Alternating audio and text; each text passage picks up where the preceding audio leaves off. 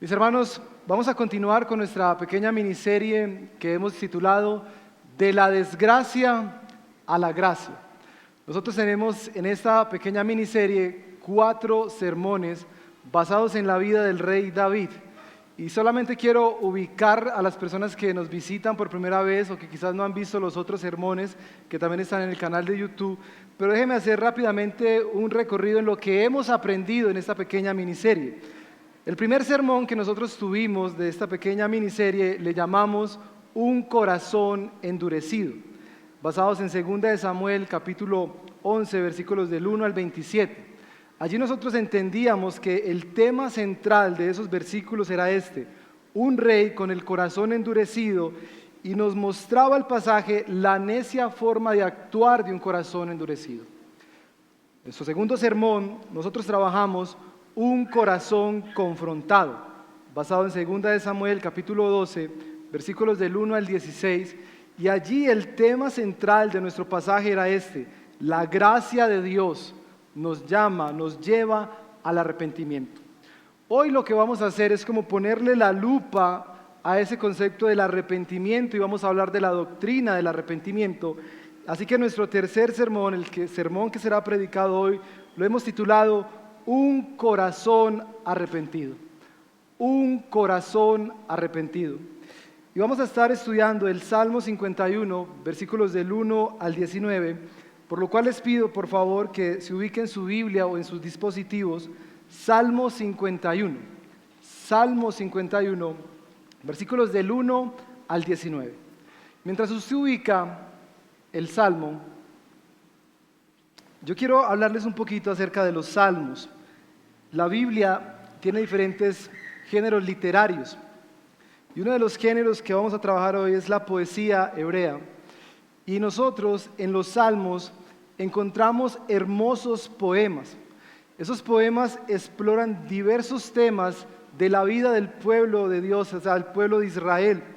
En el Antiguo Testamento, ese pueblo cantaba los salmos y los cánticos de ese pueblo mostraban las proezas de Dios, mostraban los atributos de Dios y mostraban la esperanza que Dios le había dado al pueblo de Israel.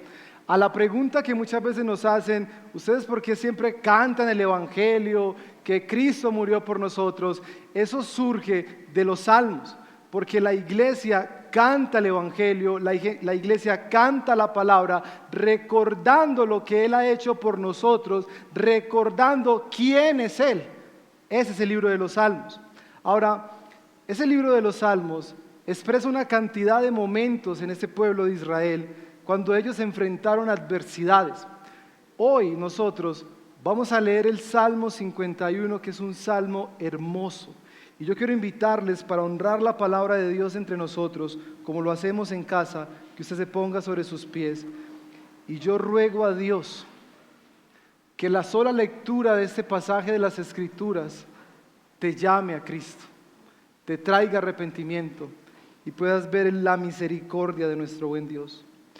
Salmo 51, el director musical, Salmo de David, cuando el profeta Natán fue a verlo por haber cometido David adulterio con Betsabé. Este es el contexto histórico de nuestro pasaje. Versículo 1: Ten compasión de mí, oh Dios, conforme a tu gran amor, conforme a tu inmensa bondad. Borra mis transgresiones, lávame de toda mi maldad y límpiame de mi pecado. Yo reconozco mis transgresiones, siempre tengo presente mi pecado. Contra ti he pecado, solo contra ti, y he hecho lo que es malo ante tus ojos. Por eso tu sentencia es justa y tu juicio irreprochable. Yo sé que soy malo de nacimiento, pecador me concibió mi madre. Yo sé que tú amas la verdad en lo íntimo, en lo secreto me has enseñado sabiduría. Purifícame con hisopo y quedaré limpio. Lávame y quedaré más blanco que la nieve. Anúnciame gozo y alegría. Infunde gozo en estos huesos que has quebrantado. Aparta tu rostro de mis pecados y borra toda mi maldad. Crea en mí, oh Dios, un corazón limpio y renueva la fuerza de mi espíritu. No me alejes de tu presencia, ni me quites tu Santo Espíritu. Devuélveme la alegría de tu salvación, que un espíritu obediente me sostenga. Así enseñaré a los transgresores tus caminos, y los pecadores se volverán a ti. Dios mío, Dios de mi salvación, líbrame de derramar sangre, y mi lengua alabará tu justicia. Abre, Señor, mis labios, y mi boca proclamará tu alabanza. Tú no te deleitas en los sacrificios, ni te complacen los holocaustos. De lo contrario, te los ofrecería. El sacrificio que te agrada es un espíritu quebrantado. Tú, oh Dios, no desprecias al corazón quebrantado y arrepentido. En tu buena voluntad, haz que prospere Sión. Levanta los muros de Jerusalén. Entonces, solo entonces, te agradarán los sacrificios de justicia, los holocaustos del todo quemados, y sobre tu altar se ofrecerán becerros. Oremos. Padre, qué hermoso es tu palabra. Nosotros nos quedamos tan cortos, Señor, para poder explicarla. Pero hoy, Señor, yo te ruego que nos muestres qué quieres enseñarnos a través de esos 19 versículos a nosotros, tu iglesia. Permítenos estar concentrados, permítenos ser sensibles a tu voz, permítenos escuchar tu llamado y utilízame a mí, Señor, un hombre débil e imperfecto, para poder explicar con profundidad lo que tú quieres enseñarnos. Que tu Santo Espíritu se mueva con poder en medio de nosotros y que podamos ver a Cristo, a nuestro gran Rey. En el nombre de Cristo Jesús, amén y amén. Pueden sentarse, mis hermanos.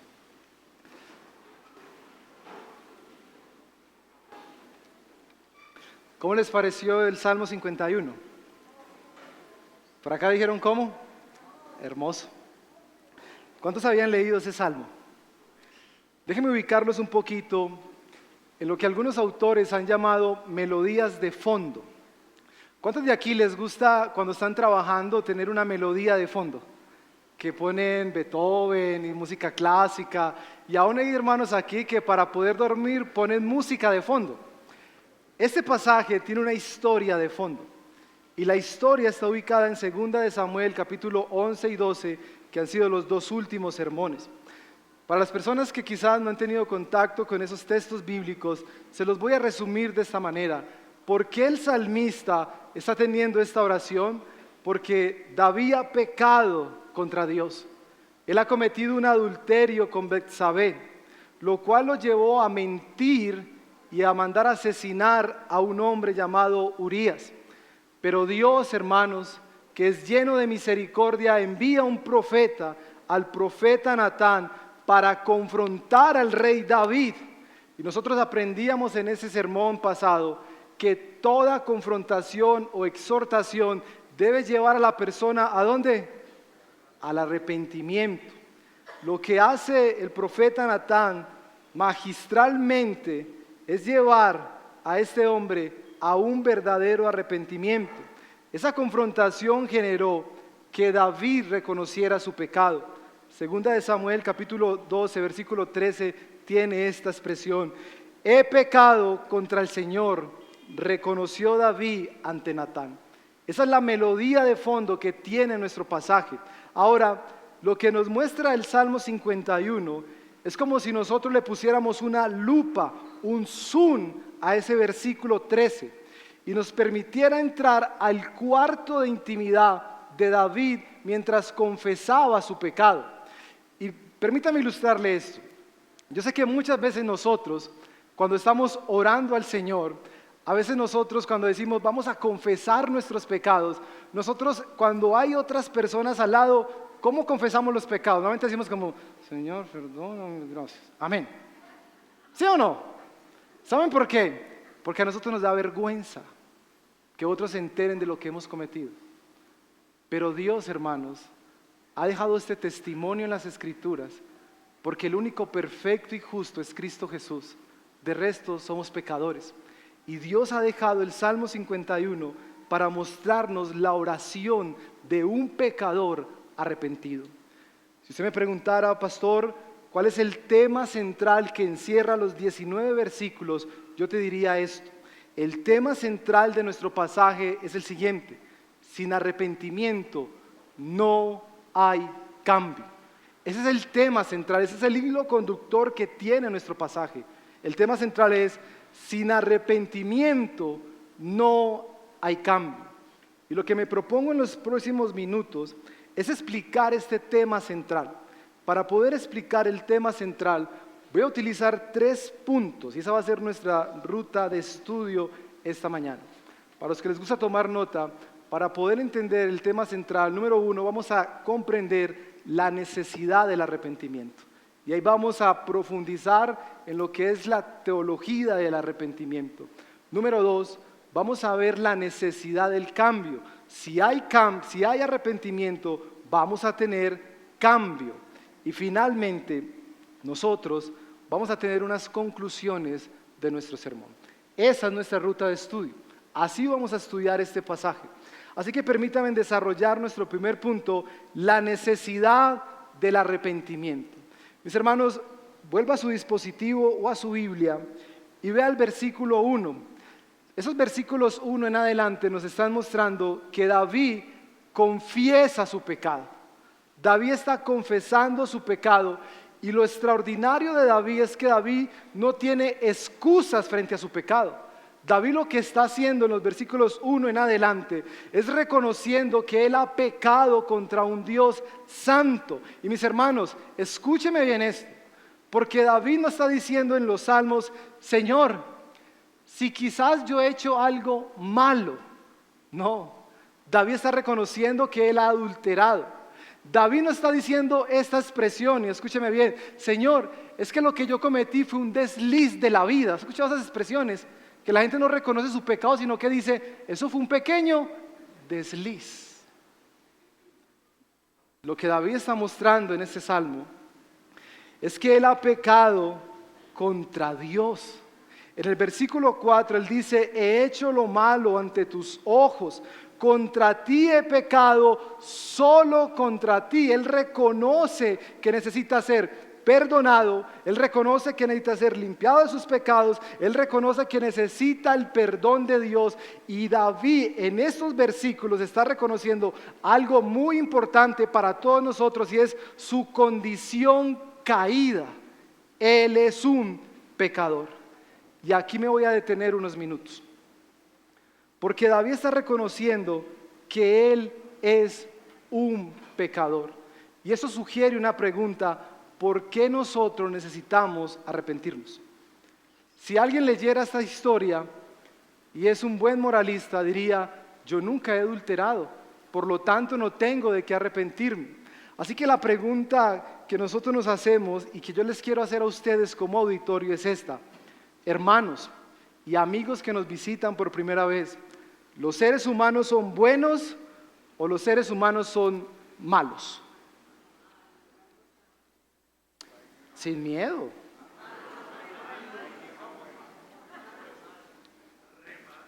Re malos, malos.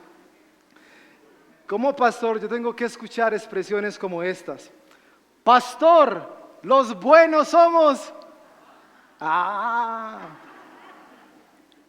Como pastor tengo que escuchar, y como paisa que soy, esta expresión: nosotros los paisas somos pujantes y echados pa'.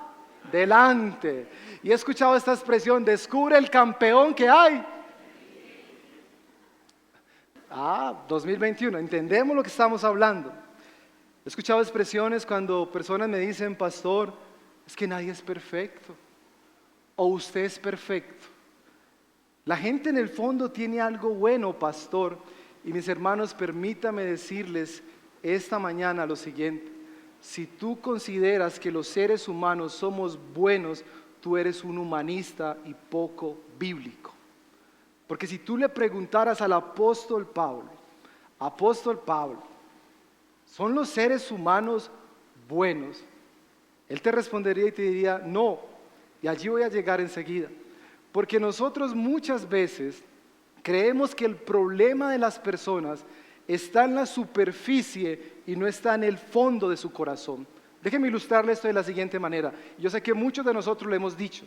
Cuando nosotros vemos un niño iracundo y que está haciendo una pataleta, nosotros a veces decimos como, salió grosero como el papá. Cuando vemos que grita, dicen, gritón igual a la mamá. Porque esos pensamientos lo único que nos están mostrando es que el problema de los seres humanos está en la superficie, o sea, en su carácter, y no está en lo profundo de su corazón. Y al final del día nosotros mostramos lo que hay en el corazón. Eso se vive todos los días, y déjeme mostrarle un pensamiento humanista. Cuando tú ves una persona cometiendo sus pecados, y digamos que la persona roba, o que la persona miente, si tú en tu mente y en tu corazón crees que Él es bueno, tú le vas a decir expresiones como estas: hombre, deje de hacer eso. Porque tú crees que Él tiene la capacidad de dejar de robar, de dejar de mentir, entonces tú simplemente le dices, deja de hacer eso. Hermano, eso es un pensamiento humanista que cree que los seres humanos tenemos la capacidad de poder cambiar por sí mismos. Pero a veces nosotros minimizamos el pecado y utilizamos expresiones como, solo eres un ser humano, tranquilo, todos se equivocan, 7 matrimonios arruinados, el 8º es la victoria. ¿Saben por qué pasa eso? Porque minimizamos el pecado y creemos que la gente es buena. Pero no solamente pasa eso, también transferimos la responsabilidad. No le decimos a la gente que ellos son pecadores, sino que le decimos, tú eres una víctima de otros. Eso que tú estás sufriendo, eso que a ti te ha pasado, es por las consecuencias de tu niñez. Es que otros te dañaron el corazón. Tú eres una víctima. Falso, mis hermanos. Otro pensamiento humanista es empezar a negar el pecado. Y nosotros empezamos a creer que la gente es buena y empezamos a negar los pecados como estos. Jóvenes que están en nuestra iglesia. Jóvenes de 9 y 10 años con novia. Y entonces decimos normalmente, eso es muy normal. No, no es normal. Porque es como si le entregaras un Ferrari a un niño de 2 años. Lo va a destruir. Jóvenes que están en relaciones, siendo adolescentes, van a arruinar su vida porque no tienes la madurez para una relación. Joven que estás acá. Pero los padres tenemos la responsabilidad de confrontarlos y no decir, eso es normal. No es normal, mis hermanos, porque al final del día, si nosotros minimizamos el pecado y no entendemos que el pecado está en el fondo del corazón, nosotros vamos a estar diciendo, eso es normal. La verdad bíblica es la siguiente: si nosotros subimos los estándares con los cuales nos estamos comparando, porque a veces nos comparamos con otros seres humanos y por eso decimos es normal. Si tú levantaras un poco tu mirada y miraras el carácter santo de Dios, la majestad de Dios, el poder de Dios, tú y yo estaríamos en bancarrota y seríamos corruptos delante de Él. Somos pecadores. ¿Por qué entonces necesitamos arrepentirnos? Esa es la respuesta. Necesitamos arrepentirnos porque los seres humanos estamos totalmente, mis hermanos, no un poquito, totalmente muertos en nuestros delitos y en nuestros pecados.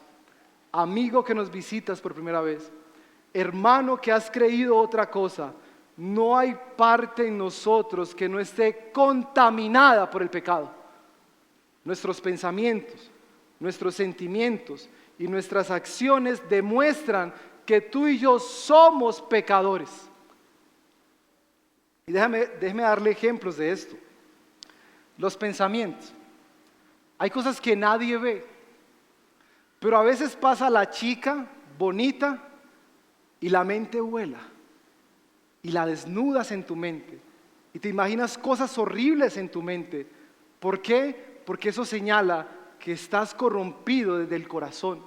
Y yo tengo que decir esto hoy en día, no solamente las mujeres, los hombres muchas veces pasan y en la mente de hombres y mujeres se están imaginando cosas horribles con ellos. Eso sencillamente nos está mostrando que necesitamos arrepentirnos, porque todos nosotros estamos totalmente muertos en nuestros delitos y nuestros pecados. A modo de conclusión, yo puedo decir, el pecado está enraizado en nuestro corazón. El pecado está en lo profundo de nuestro corazón. Ahora sí, apóstol Pablo, hay gente buena y hay gente mala en este mundo. Él nos respondería con Romanos capítulo 3, versículos 10 y 12. Y mira lo que dice el texto bíblico para nosotros, para responder esa pregunta, jovencito que estás acá, matrimonio que estás acá, que tú crees que hay gente buena. Mira lo que dice las Escrituras, así está escrito, no hay un solo justo. ¿Cuántos hay? Ni uno, ni siquiera uno. O sea, levanta la mirada, no encuentras ni uno.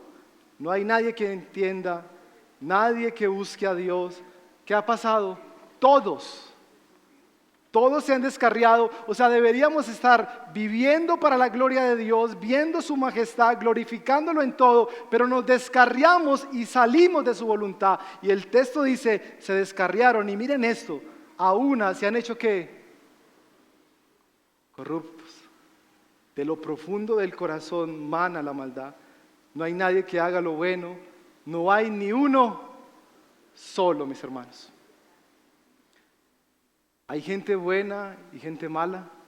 La verdad del Evangelio es que todos estamos corrompidos por el pecado. Ahora, alguien me dirá, pastor, entonces, ¿cuál es el decreto que hay para la humanidad? El decreto es el siguiente: nuestro pecado, mis hermanos, ha causado que todos nosotros estemos muertos en nuestros delitos y pecados. Y déjenme explicarle esa palabra muertos espiritualmente. En México, el 2 de noviembre se celebra el día ¿de qué? De los muertos. Yo tuve la posibilidad de viajar hace unos años a México y yo soy medio preguntón, la verdad. Los que me conocen saben que yo soy preguntón.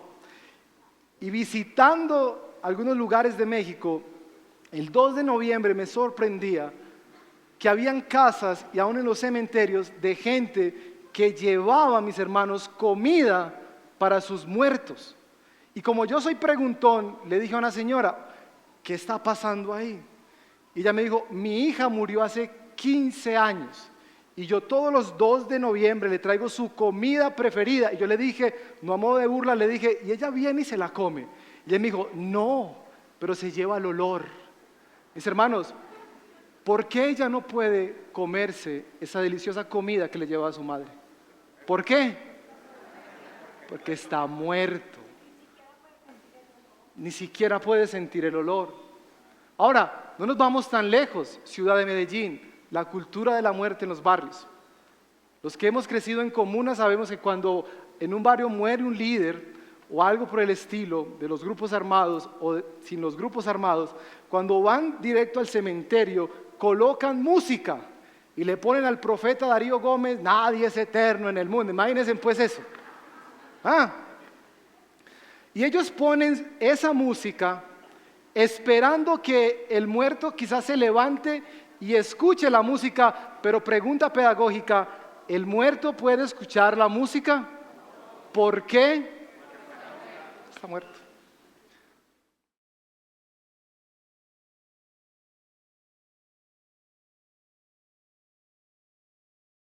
Nosotros despertamos y decimos, ¿qué? ¿Por qué estoy así?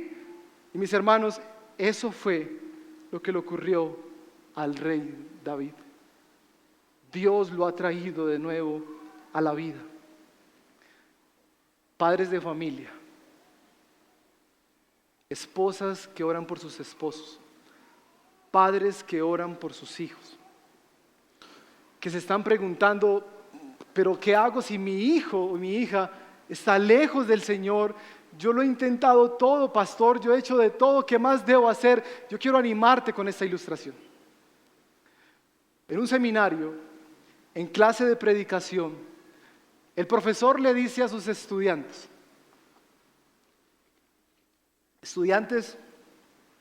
el examen final de nuestra materia de predicación no va a ser en el seminario.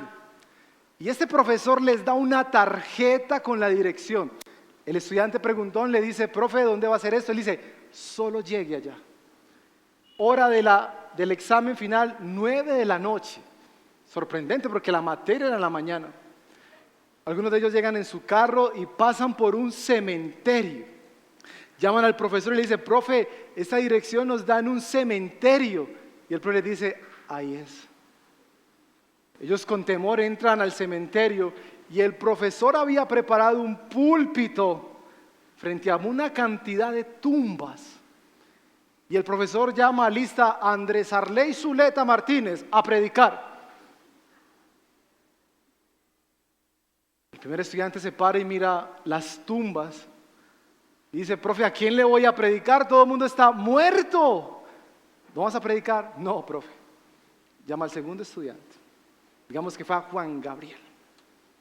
Y le dijo, ven a predicar. Él se para y dice, no, ¿a quién le voy a predicar? Todo el mundo está muerto. Y el profe responde esto. Ya estás entendiendo la condición de los seres humanos. Cuando nosotros les predicamos a nuestros hijos lejos de Cristo, a nuestros esposos lejos de Cristo, a nuestra familia lejos de Cristo, nosotros estamos parados frente a un muerto espiritual. Y lo que nosotros clamamos es que el poder de Dios, a través de la proclamación del Evangelio, a través de su Santo Espíritu, venga con poder y le dé vida a esa persona. Padre de familia, no dejes de predicarle el Evangelio. Vive el Evangelio. Vas a sufrir momentos de debilidad, pero recuerda, Dios te ha llamado a predicar el Evangelio y el día menos pensado, padre de familia, tú vas a experimentar el milagro más grande que pueden ver tus ojos y es la conversión de tu familia. Eso es un verdadero milagro. Yo te animo a seguir proclamando el Evangelio y entiende esto. Los seres humanos estamos muertos y solamente por el poder de Dios podemos volver a la vida. Y lo que nosotros vemos es que David reconoce los atributos de Dios. Lo primero, reconoce su pecado, luego reconoce atributos de Dios. Y usted va a ver en el versículo 1 que él dice, Señor, sé compasivo conmigo. Señor, gracias por tu gran amor. Señor, gracias por tu bondad. Lo que el rey David está haciendo es que ahora se ve inmundo y no trata de justificar su pecado con sus obras, sino que sabe qué hace él. Él reconoce que hay un rey, que Él es bueno, que Él es lleno de misericordia. ¿Y saben qué es lo que muestra eso, iglesia? El perdón de Dios. El perdón de Dios para los pecadores se expresa en la misericordia. Los pecadores merecen la muerte, pero ¿qué nos da Dios, hermanos? Vida. Eso es el poder de Dios. Y luego cuando Él está reconociendo su pecado, porque ahora ha visto su inmundicia, ahora ha visto todo lo malo que ha hecho, nosotros vemos que el rey David proclama perdón, suplica perdón. Y miren una cosa, y va a aparecer en pantalla, porque las expresiones del Salmo 51 son expresiones para hablar de perdón. Miren esto, Él le dice, Señor, borra mis pecados, versículo 1 y 9. Él le dice, Señor, lávame, versículos 2 y 7. Él le dice, Señor, límpiame, versículo 2. Él dice, purifícame, versículo 7. Y Él dice, Señor, aparta tu rostro de mis pecados, versículo 9. Lo que este pasaje nos muestra es que cuando Dios trae a la vida a un pecador, la regeneración abre sus ojos, inmediatamente ve la misericordia de Dios, inmediatamente sabe que no es capaz de salvarse por sí solo y suplica a Dios diciendo, lávame, límpiame. Eso es un verdadero arrepentimiento, mis hermanos. Si tú has tratado de buscar el favor de Dios en tus obras, bienvenido al Evangelio. Porque el Evangelio nos enseña que solamente hay una obra que el Padre acepta delante de Él, y es la obra de su Hijo Cristo Jesús, que tiene el poder para perdonar y limpiar todos nuestros pecados. Por lo tanto, respondiendo a la pregunta, ¿qué es entonces el arrepentimiento, mis hermanos? El arrepentimiento es la gracia de salvación divina, donde el pecador, convencido verdaderamente de que ha pecado, abraza la misericordia de Dios y desprecia el pecado y se aparta para dirigirse ¿a quién? A Dios. Hermanos, los que estábamos rumbo a la muerte, por la obra del Espíritu Santo nos dimos cuenta de nuestro pecado. Vimos la gloria de Dios, le suplicamos, Señor, perdóname, perdóname. ¿Y saben qué ocurre, mis hermanos? Se los dije en el último sermón. Los que hemos tardado años pecando, los que hemos tardado años diciéndole, Señor, no me importa lo que tú digas. Cuando venimos con un corazón contrito y humillado, quebrantado por el pecado, Dios lo que hace es quitarnos las vestiduras de muerte, las manchas de nuestro pecado, y hermano, nos purifica. Por eso, si tú hoy vienes a Cristo en arrepentimiento y fe y le confiesas tu pecado a este gran Salvador, Él te dará nuevas vestiduras y quedarás blanco como la nieve. Eso es el Evangelio, mis hermanos. ¿Amén o no? Ese es el Evangelio. Mis hermanos, no tienes que postrarte de rodillas para ir hasta Copacabana. No tienes que dar dinero para hallar la salvación. Solo tienes que reconocer tu falta delante de Él y Él desde el cielo otorga el perdón para los pecadores. Eso es gracia. Si nos volviéramos a colocar los lentes para volver a ver el corazón de la humanidad arrepentida, veríamos esto: purificados, perdonados, gracias a la obra de Cristo Jesús. Si no hay arrepentimiento, no hay cambio. Pero si hay arrepentimiento, hermanos, habrá cambio. Y eso me lleva a mi segundo punto para finalizar: la necesidad del cambio. Quiero mostrarles la necesidad del cambio en todos nosotros.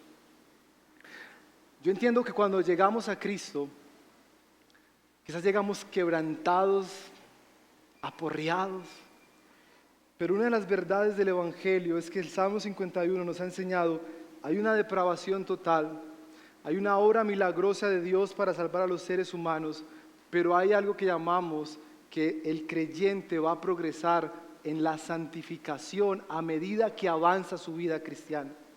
Eso le llamamos en la teología perseverancia de los santos. Ahora nosotros somos más conscientes de nuestro pecado, de nuestra inmundicia. Por lo tanto, cuando llegamos en arrepentimiento, llegamos con mucho dolor y tristeza.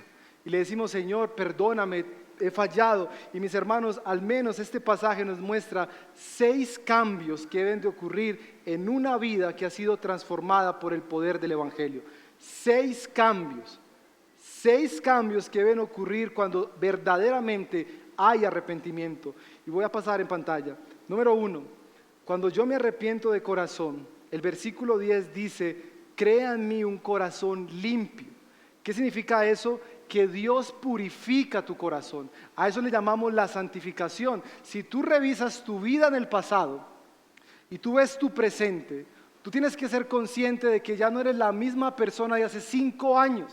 Ahora eres diferente. ¿Por tus buenas obras? No, por el poder de Dios que purifica tu corazón. Y lo que el salmista nos está mostrando es que cuando hay arrepentimiento, hay cambio, el corazón empieza a ser transformado. Número 2, su presencia está con nosotros. David dice en el versículo 11, no me alejes de tu presencia. Y quizás David, pensando en la historia bíblica, está recordando cuando Dios apartó su espíritu de Saúl. Y lo que nosotros vemos en este pasaje es un temor por perder la presencia de Dios, porque solo aquellos que hemos experimentado el poder transformador de Dios, ahora entendemos lo difícil que es estar lejos de Él.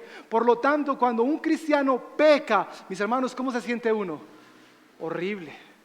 Hay algo que es como, mentí, robé, hice esto.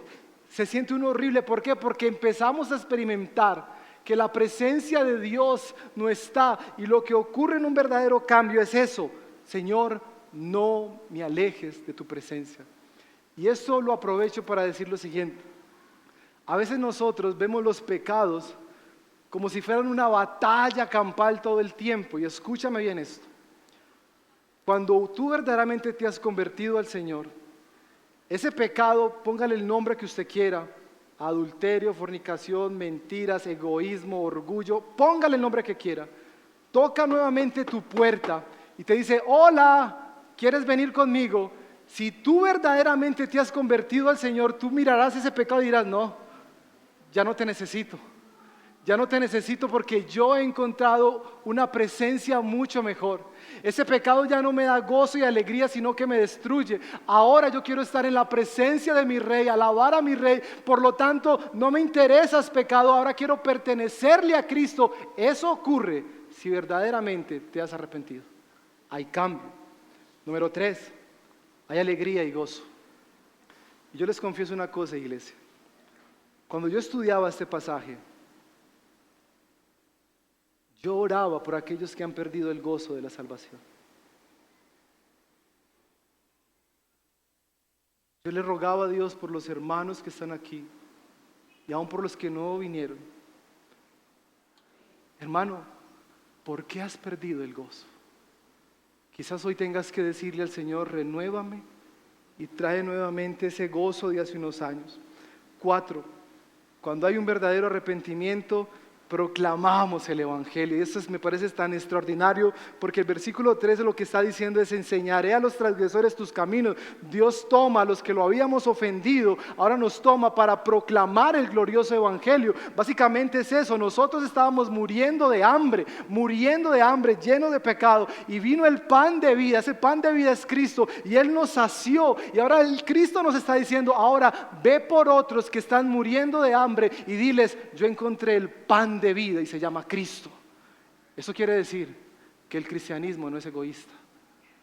Le estás predicando a tus amigos y te van a decir: hermano, se volvió evangélico, dígalo con orgullo, sí, evangélico de pura cepa, porque mi Rey me ha salvado y por lo tanto yo proclamo su justicia. Número 5, nos convertimos en un verdadero adorador. Cuando el pasaje en versículos 14 al 17 dice: mi lengua te alabará, abre mis labios, abre mi boca, mis hermanos. Usted puede notar la música de fondo. David duró casi un año yendo al templo religiosamente sin arrepentimiento. Tú puedes durar toda la vida viniendo a esta iglesia y no arrepentirte de tus pecados. Tú puedes cantar con nosotros ahorita y mañana, ahorita mismo cuando salgas, seguir pecando.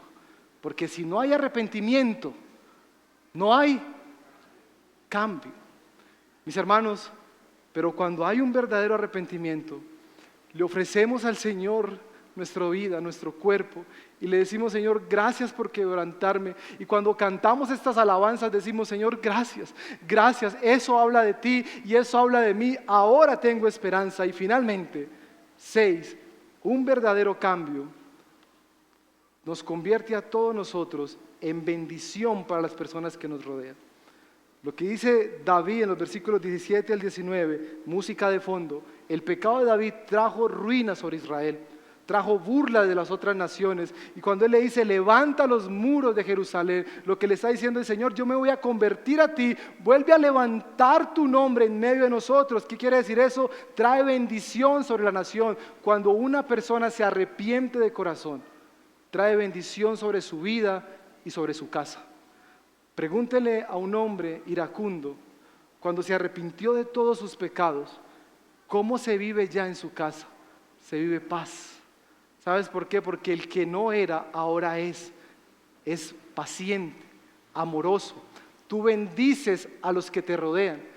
Pregúntale a un hombre egoísta, avaro, que solo pensaba en guardar el dinero. Cuando se convierte, Dios transforma su corazón y lo convierte en un hombre generoso. Ahora los demás reciben de la bendición que Dios le ha dado a él, porque él es bendición para otros. Ese es el poder del Evangelio, mis hermanos. Si hay arrepentimiento, habrá cambio. ¿Qué cambios?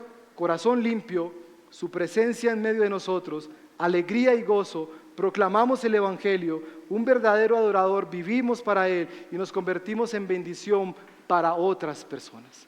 Eso es la explicación y la aplicación de este salmo. Permítame concluir, hermanos, con lo siguiente. Conclusiones de nuestro sermón.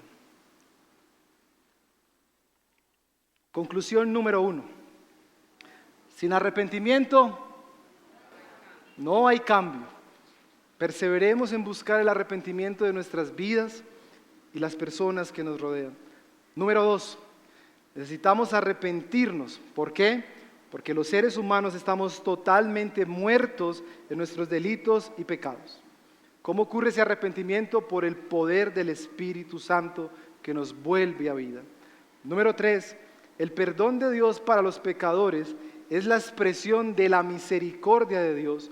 Los pecadores merecen la muerte, pero ¿qué les da Dios? Vida. Número 4. El arrepentimiento verdadero no se queda en la fase del dolor y la tristeza, hermanos. No nos quedamos ahí. El arrepentimiento verdadero produce cambios en la vida del creyente. ¿Tienes frutos de arrepentimiento?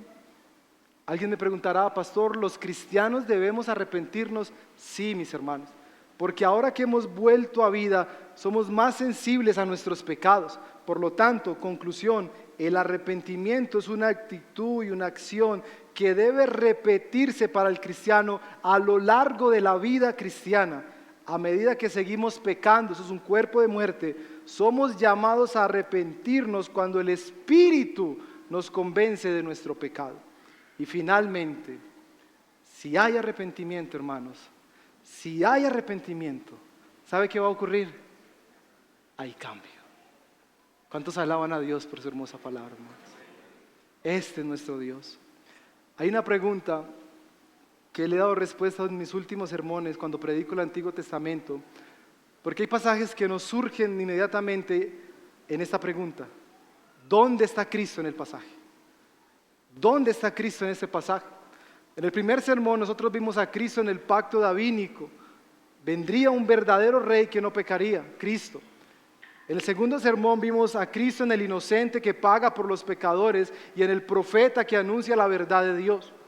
En este pasaje, ¿sabes dónde está Cristo? En los sacrificios, hermano. Porque Él dice, límpiame con hisopo, que eran unas ramas utilizadas para limpiar a los leprosos. Y para haber limpieza tenía que haber sacrificio. Por lo tanto, mis hermanos, este pasaje apunta a Jesucristo como el Cordero de Dios. Cuando Juan el Bautista vio a Cristo Jesús, dijo, Él es el Cordero de Dios que quita, que nos limpia de todos nuestros pecados. Ahí está Cristo, amigo y joven que estás en esta iglesia hoy. Ven a Cristo, amigo, ven a Cristo hoy, no mañana, hoy. Hay esperanza para ti. No sigas pecando contra Dios, porque tú no sabes cuándo vas a morir. Y si mueres sin Cristo, vas a abrir tus ojos en el infierno, separado de Él, y te vas a acordar, era verdad lo que predicaban, era verdad lo que me decían, pero Dios te ama tanto, hermano, que te trajo a este lugar para decirte que tus obras no funcionan para agradarlo a Él, sino que la única obra es la de Cristo Jesús. Gracias por estar con nosotros. Valoramos que tomaras estos minutos para conectarte. Si este mensaje ha impactado tu vida y quieres hablar con alguien al respecto o pedir oración, escríbenos. Será un gusto servirte. No olvides, suscríbete a nuestro canal de YouTube para recibir notificaciones de más mensajes como este. Hasta pronto.